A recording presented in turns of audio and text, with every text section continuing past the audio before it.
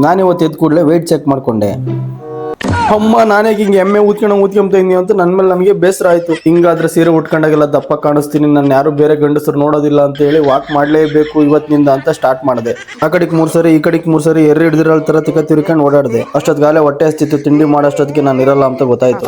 ಅದಕ್ಕೆ ನಾನೇನ್ ಮಾಡಿದೆ, ರಾತ್ರಿ ಮಿಕ್ಕಿರೋ ರೊಟ್ಟಿ ಹೆಂಗ್ ಬಿಸಾಟೋದು ಅಂತ ತಿಂದು ಖಾಲಿ ಮಾಡಿದೆ. ರೊಟ್ಟಿ ಇನ್ನು ಬಲಗಡೆ ದೌಡಾಗಿದ್ದಂಗೆ ಏನು ಹಿಡಿದೈತೆ ನಮಗೆ. ಬಿಸಿ ಬಿಸಿ ಟೀ ಕುಡ್ ಖಾಲಿ ಮಾಡಿದೆ. ಸರಿ ಪಾತ್ರೆ ಎಲ್ಲ ತೊಳೆದು ಅಡುಗೆ ಮಾಡೋಣ ಅಂತ ಹೋದೆ. ರಾತ್ರಿದೇ ಸಾಂಬಾರ್ ಹಂಗೆ ಇತ್ತು, ನುಗ್ಗೆಕಾಯ್ದು. ನನಗೆ ಸಾಂಬಾರ್ ಇಷ್ಟ ಆಗಲಿಲ್ಲ, ಅದಕ್ಕೆ 2 ನುಗ್ಗೆಕಾಯಿ ಹಾಕೊಂಡು ಸಿಪಿ ಬಿಸಾಕ್ದೆ. ಮತ್ತೆ ಬೆಳಗ್ಗೆದು ಟೀ ಹಂಗೆ ಉಳಿದಿತ್ತು, ಅನ್ಯವಾಗಿ ವೇಸ್ಟ್ ಆಗುತ್ತಲ್ಲ ಅಂತೇಳಿ ಇಷ್ಟನ್ನೇ ಹಾಕೊಂಡಿದ್ದೀನಿ. ಹೊಟ್ಟೆಗೆ ಇದನ್ನೊಂಚೂರು ಸೇರಿಸ್ಕೊಂಬನ ಅಂತ ಸೇರಿಸ್ಕೊಂಡೆ.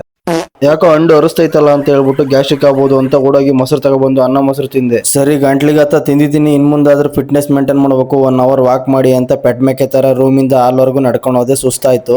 ಯಾವನ್ ನೋಡಿದ್ರೇನು ಬಿಟ್ರೇನು ನಾನು ಇರೋದು ಹಿಂಗೆ ಅಂತ ಹೇಳಿ ಬಾಗಿಲಕ್ಕೆ ಬಂದು ಬಿತ್ಕೊಂಡೆ. ಅದ್ಯಾವ ಫಾಲೋ ಮಾಡ್ತೀಯ ಮಾಡಪ್ಪ.